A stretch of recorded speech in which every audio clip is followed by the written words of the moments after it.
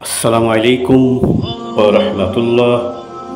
এবার আমরা একটি চমৎকার শিক্ষণীয় গল্প শুনতে চলেছি। শিরোনাম জৈসা কো তৈসা মিলতা হ্যায়, অর্থাৎ যে যেমন তার ভাগ্যে তেমনই জুটে থাকে। গল্পটি এরকম: কোনো এক অঞ্চলে ঠাকুর এবং ঠাকুরনী এলাকার মধ্যে সম্ভ্রান্তশালী। এই সম্ভ্রান্তশালী পরিবার, তাদের কিন্তু কোনো সন্তান আজও ভগবান দান করেননি। এখন তাদের অবস্থাও শোচনীয়। যে কোনো মুহূর্তে প্রাণবায়ু বাই বাই টাটা জানিয়ে চিরদিনের জন্য প্রস্থান করতে পারে। তাই তাদের দুজনের বিরাট আফসোস, ভগবানের দরবারে আজও পর্যন্ত আমাদের কোনো সন্তান সন্ততি দিলেন না। আমরা মরে গেলে এত ধন সম্পদ কে দেখবে এবং কেই বা ভোগ করবে? তাই তারা কনকনে শীতের সকালেও দুজনে মিলে বসে বাড়ির উঠোনে প্রার্থনা করতে থাকে দুহাত তুলে, হে ভগবান, আমাদের মৃত্যুর আগে একটি হলেও সন্তান আমাদের উপহার দিন। যেভাবে যেখান থেকে আর ইচ্ছা। একদিন সাত সকালে ঠাকুর আর ঠাকুরনী খুব মনোযোগের সঙ্গে দু চোখ বন্ধ করে দুই হাত প্রসারিত করে সন্তানের জন্য আকুতি মিনতি জানাচ্ছে।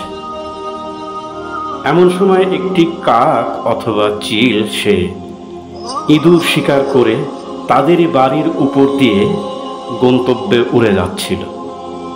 আর হঠাৎ ঠাকুর আর ঠাকুরনীর মাঝখানে এসে সেই ইঁদুরটি ঠপ করে পড়ে যায়। কারণ তার শিকারের পা থেকে যে কোনোভাবেই হোক সে ছুটে এভাবে তার অবস্থা হয়, দুজনের মাঝে এসে সে শটান হয়ে পড়ে যায়। চোখ মেলে দেখে এবং আনন্দে আত্মহারা হয়ে যায়। ভগবান তাহলে আমাদের প্রার্থনা মঞ্জুর করেছে। আর ইঁদুর বেচারা তো উপর থেকে পড়ে জ্ঞানশূন্য অবস্থায় চুপচাপ হয়ে আছে। আর এরা দুজনে ইঁদুরটাকে খুব যত্ন করে সাবান দিয়ে, গোসল দিয়ে, দুধ কলা খাইয়ে সুস্থ করে জন্য ছোট ছোট বালিশ আর কাঁথাও তারা বানিয়ে তার আরাম আয়েশের ব্যবস্থা করলেন। অবশ্য কদিন পরে জানতে পারলেন যে এটা তাদের মেয়ে সন্তান। তাতে কোনো বাধা নেই, তবে তাকে বিয়ে শাদী করিয়ে বংশ বিস্তারের লক্ষ্যে উচ্চ বংশ এবং প্রতিষ্ঠিত এমন ঘরের পাত্র যাতে, এই জন্যে যে তাদের অঢেল ধন সম্পদ রক্ষা করার ক্ষমতা থাকে।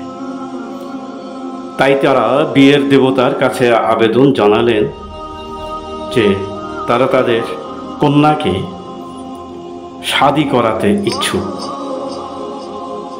বিয়ের দেবতা বললেন, কেমন পাত্র চাই? দুজনে সমস্বরে বললেন, এই দুনিয়ার মধ্যে সবচেয়ে ক্ষমতাধর, ক্ষমতাশালী হতে হবে। তো বলল, ঠিক আছে। তো দুনিয়ার ভিতরে সবচেয়ে ক্ষমতাধর তো একমাত্র আমার চোখে যেটা পড়ে সেটা হলো সূর্য। বলল যে ঠিক আছে, যাও তার সঙ্গে যোগাযোগ করো। বিয়ের দেবতা সূর্যের দেবতার সাথে কথা বললেন। কথা বলে জানতে পারলেন যে এই দুনিয়াতে সূর্যের কোনোই ক্ষমতা নেই। কারণ যত তাপ সে বিকিরণ করুক, একখণ্ড কালো মেঘ যখন তার সামনে চলে আসে তার ক্ষমতা একদম বিলীন হয়ে যায়। কাজেই শক্তিশালী যদি হয়েই থাকে, সেটা হলো অন্ধকার মেঘ। এই বলে ফিরিয়ে দিল যে না, সে তো রাজি হচ্ছে না, তার চেয়ে ক্ষমতাশালী যে মেঘ, তার কাছে তুমি যাও। অবশেষে বিয়ের দেবতা মেঘের দেবতার সঙ্গে যোগাযোগ করলেন এবং মেঘের দেবতা বললেন, আসলে আপনি যে আশায় এসেছেন সে আশায় গুড়ে বালি, কারণ এই মেঘেরও কোনো ক্ষমতা নেই। বললেন কেন? সূর্যের দেবতা তো মেঘের কথাই বলল যে না না, ভুল বলেছে, কারণ এই মেঘ যত ছায়ায় দিক, যত অন্ধকারই হোক, যত গর্জনই করুক, যখন ঝড় উঠে আসে আর এই ঝড়ের বাতাসের যেই তাণ্ডব, সেই তাণ্ডবে মেঘ ভেঙে চুরে এক এক প্রান্তে অদৃশ্য হয়ে যায়। কাজেই আপনি বাতাসের দেবতার সঙ্গে যোগাযোগ করুন। অবশেষে সে মনক্ষুণ্ণ হয়ে বাতাসের দেবতাকে খুঁজতে খুঁজতে পেয়ে গেল এবং আলাপ করে জানল যে বাতাসের তেমন কোনো ক্ষমতা নেই এই দুনিয়ার বুকে। কারণ যত ঝড়, যত বেগ, যত টর্নেডো, যত সাইক্লোন, কোনো কিছুতেই ওই পাহাড়কে টলানো যায় না। ঘর ভাঙে, বাড়ি, বন জঙ্গল ভেঙে ফেললেও পাহাড় তার মাথা উঁচু করেই দাঁড়িয়ে থাকে। তাহলে আপনি ওই পাহাড়ের কাছেই যান। বাতাসের চেয়ে পাহাড়ের শক্তি অনেক বেশি। বিয়ের দেবতা অবশেষে পাহাড়ের দেবতার সাথে কথা বললেন। পাহাড়ের দেবতা বললেন যে অযথাই আপনি কষ্ট করে এত দূর এসেছেন যোগাযোগ করতে, বিয়ের পাত্র খুঁজতে। আসলে পাহাড়ের কোনোই ক্ষমতা নেই। আশ্চর্য হয়ে জিজ্ঞেস করলেন কেন? আমি এতদিন ঘুরে এত কিছু বোঝার পরে সবাই বলছে যে পাহাড়ের চেয়ে আর কারো কোনো ক্ষমতা নেই, অথচ আপনি বলছেন পাহাড়ের কোনো ক্ষমতা নেই। এটা কোনো কথা হয়? বলল যে অবশ্যই। বলল কেন? যে পাহাড় যত মাথা উঁচু করেই দাঁড়িয়ে থাক, কিন্তু তার ভিতরে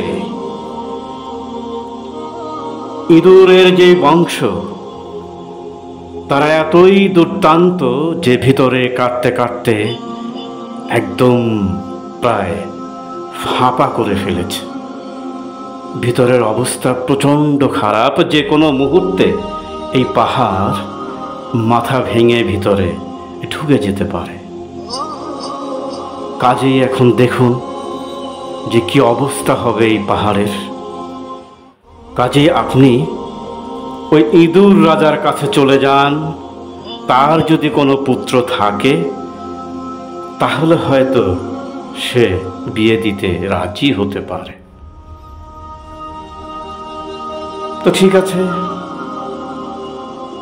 গেল সেই ইঁদুরের রাজার কাছে। বলল, ঠাকুর আর ঠাকুরনির তো অনেক ধন সম্পদ, একটি মাত্র কন্যা। আপনার যদি রাজপুত্র থাকে তাহলে তার সঙ্গে বিয়ে শাদী দিয়ে আত্মীয়তা করতে পারেন। তো খুশিতেই সে রাজা, ইঁদুর রাজা রাজি হয়ে গেল এবং ধুমধাম সে তাদের বিয়ে শাদী হয়ে গেল। তো এই চমৎকার গল্প থেকে যেটা আমরা শিক্ষণীয় বিষয় অনুধাবন করতে পারি তা হলো, আসলে আমরা যেটাই চিন্তা করি, যেটাই কল্পনা করি, আমাদের স্রষ্টা রাব্বুল আলামিন যেটা যার ভাগ্যে রেখেছেন সে সেটাই পাবে। এই জন্যেই এই গল্পের শিরোনাম জৈসা কো তৈসা মিলতা হ্যায় নামকরণ আশা করি যথেষ্টই হয়েছে। আসসালামু আলাইকুম ওয়া রাহমাতুল্লাহ।